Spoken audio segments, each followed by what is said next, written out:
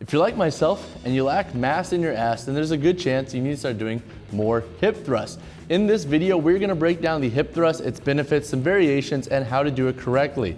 So, without further ado, let's dive into the tutorial. Step one of the hip thrust is getting your positioning right. So, when it comes to positioning yourself on the bench, try to find a flat bench that doesn't really have that contoured or waved texture to it that you'll generally see on incline benches in commercial gyms. This is gonna be a little bit more stable for getting your base correct with your back. You're gonna position the mid back. I like to think around the rhomboids on the bench. So when you actually get into positioning, you're not too high up to where it's close to the neck or too low where you're limiting any form of hip extension.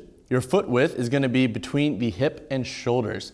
Now, there could be a little bit of variance there based on what's most comfortable for you, but generally you won't see anybody splayed too wide or being completely touching and narrow. So once you have your foot width and your back positioning, you're gonna come up before actually loading the weight, and this is something I like to do to check, but to see our angle at our knees.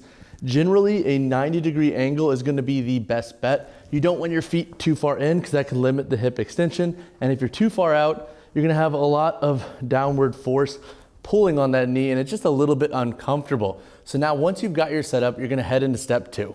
Step two is your eye positioning and the pad you're going to use on the bar.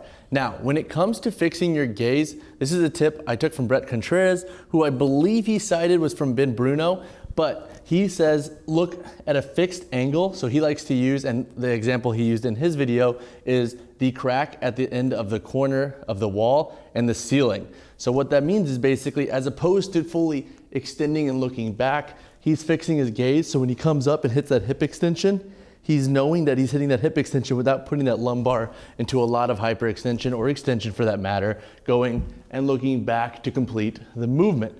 Now, once you've fixed your gaze, once you have your positioning, you're gonna bring in a pad for the bar, and that's solely because it is gonna be very uncomfortable.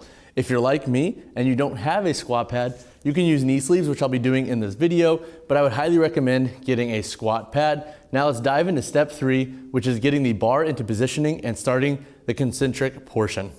For step three, we're gonna get the bar into position. So a general rule of thumb, the hip crease is gonna be the best bet, because if you think about it from just an anatomical point of view, when we wanna hit that hip extension, we want that weight to be directly over that hip joint, just to kind of be the most mechanically advantageous with our leverages. So once we have that pad in position, we're gonna roll that bar over the midpoint or crease in our hip. We're gonna get our arms back on that bench, position our back in the posture that we're gonna be using when actually contracting, and we're gonna start the concentric phase. So we're gonna take a nice big belly breath and bring those hips into extension. Now we're gonna head into step four. For step four, you are gonna slowly control that eccentric back to where the hips are in flexion, and then you're gonna bring right back up, squeezing those glutes into a full contraction at the top. Note that if you have any discomfort in your lumbar spine, you might need to scale back the weight or evaluate how you're physically extending. A lot of times we'll compensate a strong hip extension with hyperextension or extension at the lumbar spine, which is something we want to avoid with the hip thrust.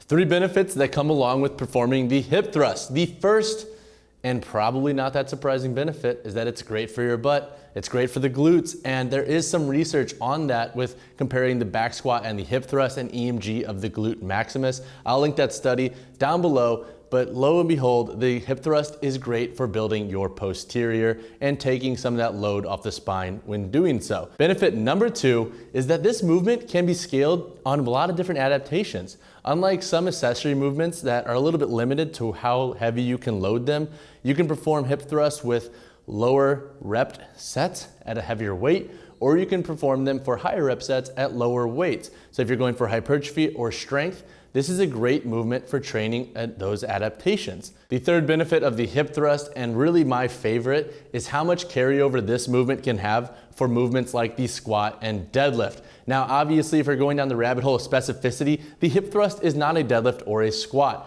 However, the amount that it can help out your posterior when it comes to just strength and hypertrophy is awesome for the squat and deadlift because it doesn't load your back. So you can continually train those while using hip thrusts supplementally in your program, or even making those the main compound. So if you have a lagging posterior and you want to focus more on your glutes and load them heavily without loading the back to an excessive amount, the hip thrust is an awesome option to do so. So now let's chat on some progressions and variations that can come along with the hip thrust. Now when it comes to direct variations, it's really the implement that's going to be changing and not necessarily the way you're performing the hip thrust. For example, you can add a dumbbell or any other form of weight on top of just using a barbell. So there's just some variations with the hip thrust. When it comes to progressions, you can use things like unweighted glute bridges on the ground, which are obviously not the same as a hip thrust, but a progression that's going to help you work on your hip extension. So if you're brand new to training and you want to understand what it's like to have true hip extension and really feel those glutes contract, the unweighted glute bridge is an awesome bet. After you get that down, using the single leg unweighted glute bridge is an awesome way to see if you have any hip divot or deviation with a lagging side. So you can really see if you have one side that's hitting a really good full hip extension and you have another side that might be a little bit either one tight or a little bit weak. So that's a great progression that you can use before actually moving into the loaded hip thrust, which I do think has a little bit of a barrier to entry just because we need to understand how to contract our glutes and really extend the hips before we start loading them. All right, so now let's quickly go over some ways you can program the hip thrust. Now, we mentioned it a little bit throughout this video, but you can really use the hip thrust for any kind of training adaptation you want to go for. So if you want strength adaptation, you can program the hip thrust with like moderate reps, moderate sets, and really load the bar. If you want to really focus on the top end strength, you can really drop the reps and up the weight. And if you want to work on hypertrophy, you can obviously drop the weight and up the reps.